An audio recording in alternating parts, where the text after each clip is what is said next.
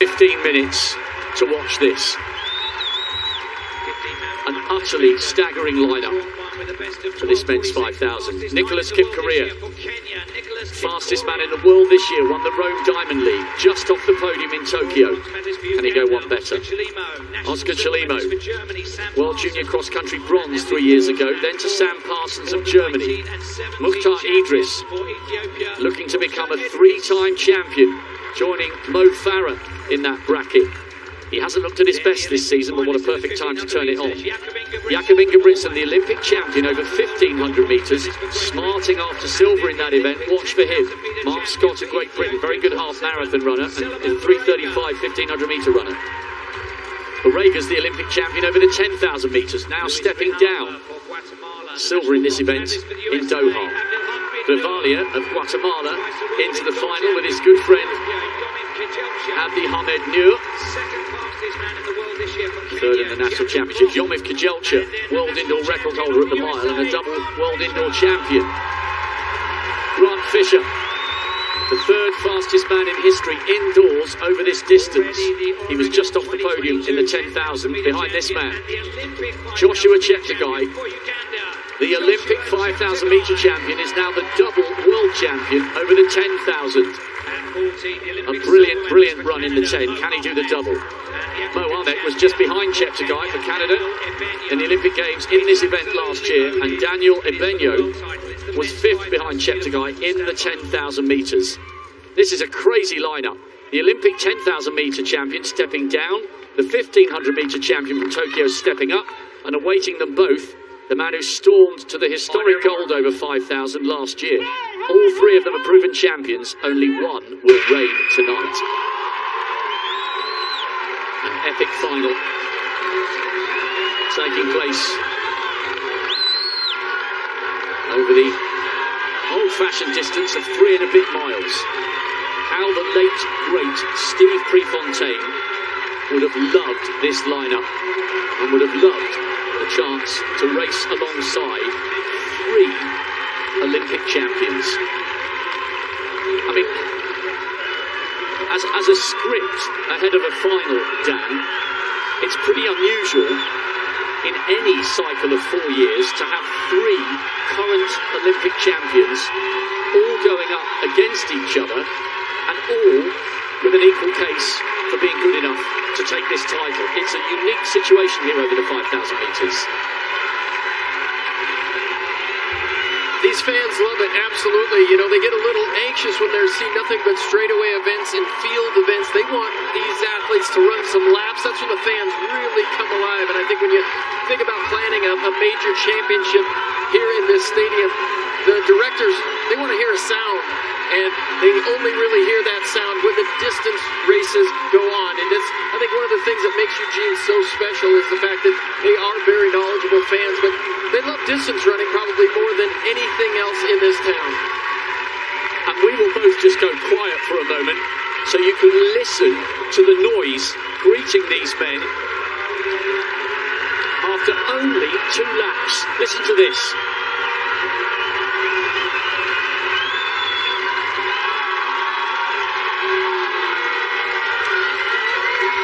Is incredible. An incredible amount of noise, and it shows you exactly what Dan O'Brien's just been indicating,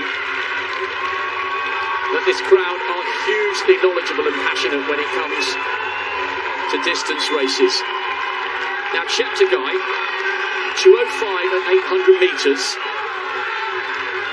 This is a decent pace. I don't think it's in his interest to let this dawdle.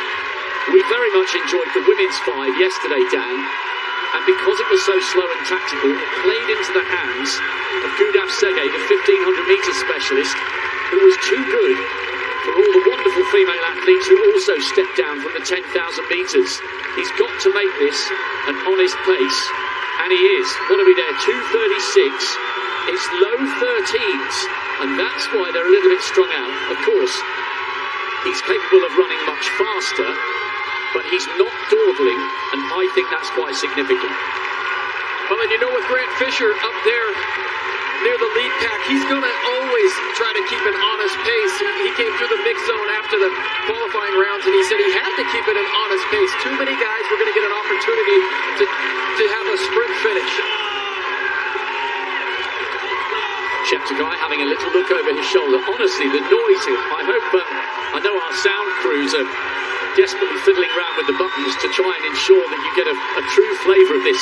I'm having to turn my levels up and down in the commentary box because the noise is so loud up here in the stands. It's absolutely breathtaking considering that they're coming round now and they've still got 9 laps to go. Cheptegei now relinquishes the pacemaking duties. Looks to me like that's Jacob Krop of Kenya now. 6th in Doha, 5th in the world indoors. And Jakob Ingebrigtsen in the middle of that pack.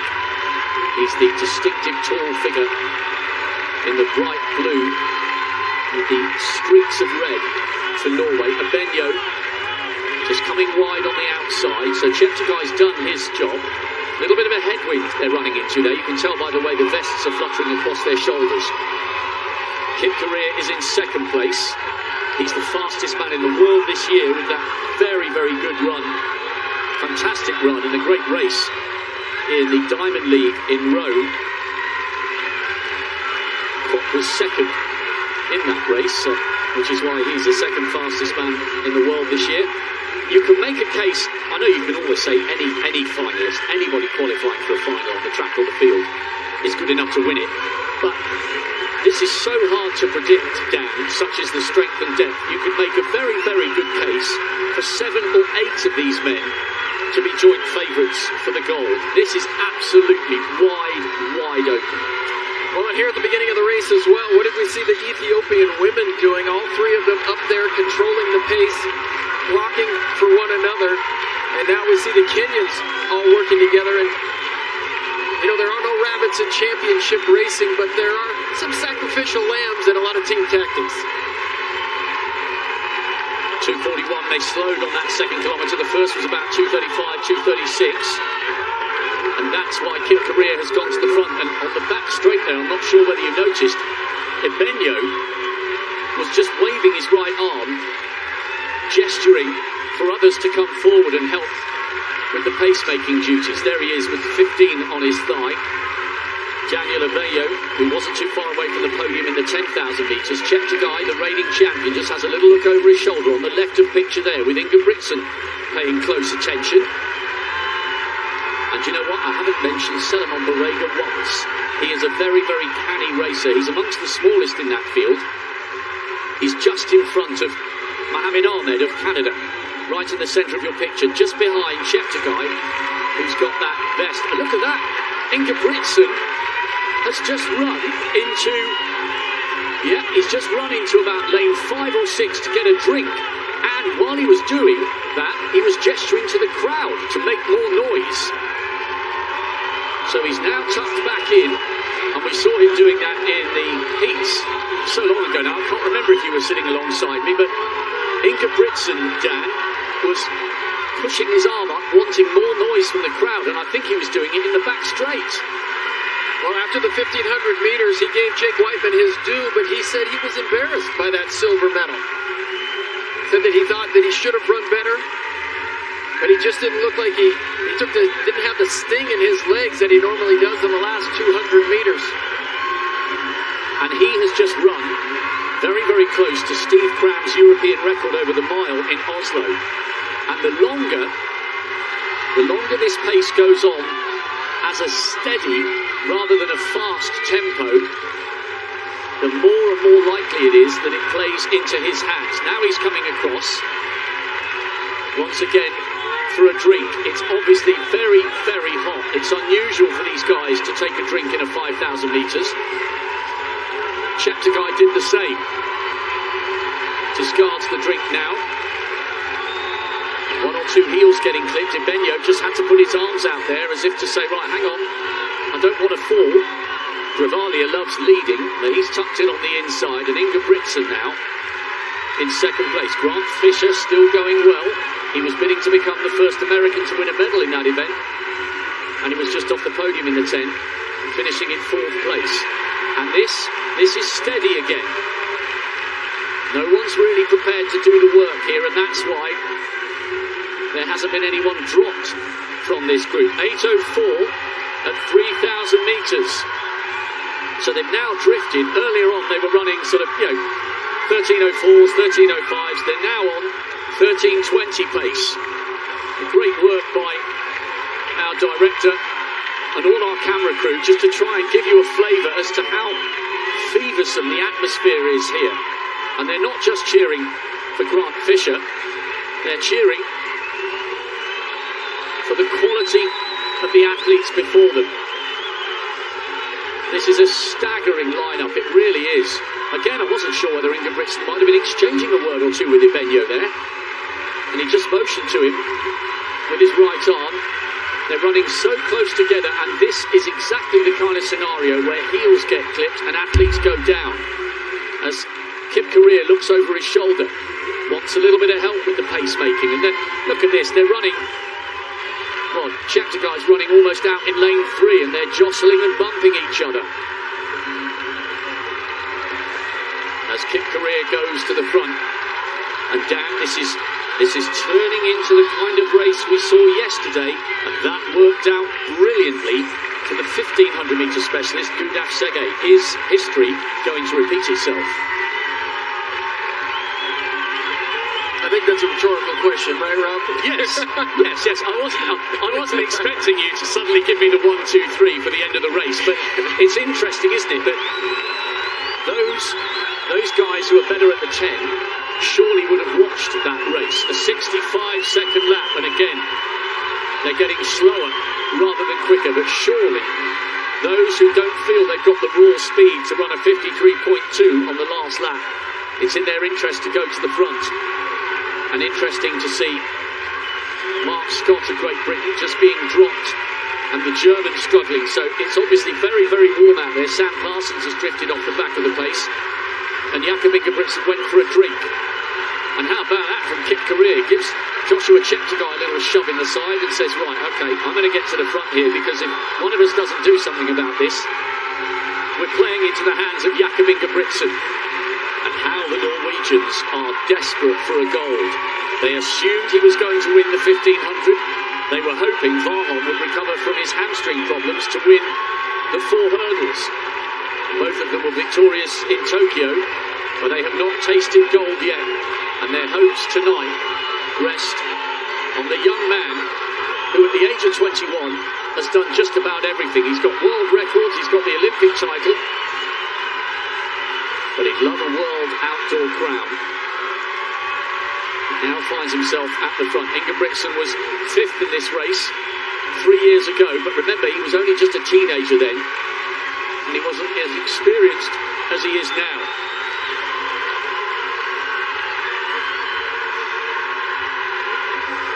The crowd are going absolutely wild round that first bend. So many expatriated Ethiopians here and Kenyans.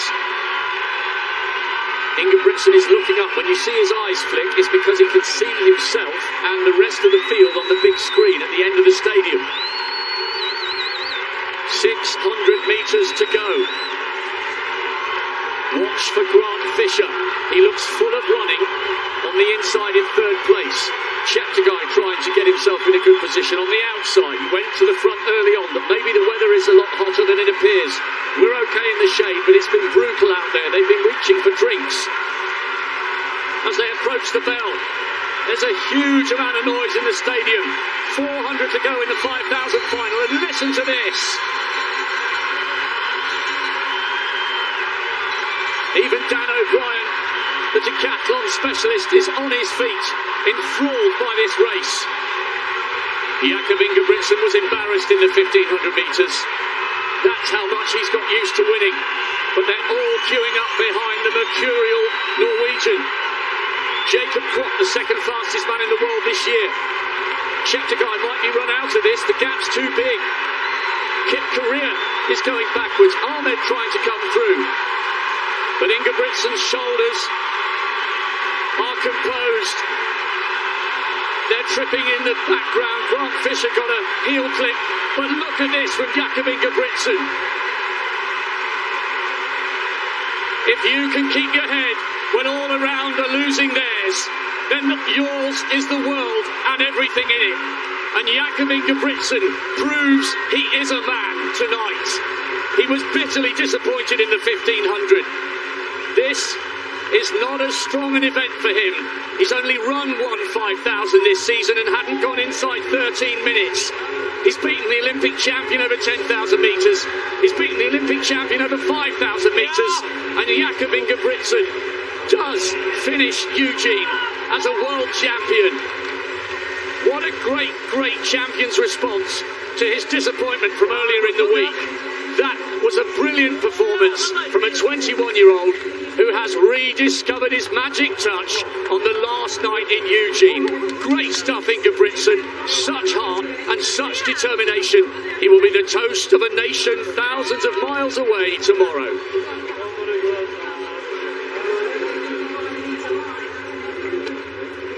Wow, Rob, for the second night in a row, another exciting distance race. These crowds, we saw the far east grandstands weren't very full at the start of this meet because it's so hot over there, and I think people were just waiting till the start of this race to fill in the hot section. They cheered them all the way around. They take such pride in putting these athletes on their shoulders. The fans want them to hear them because they know that if the athletes can hear them, they're going to give a better performance, and that's what happened here tonight.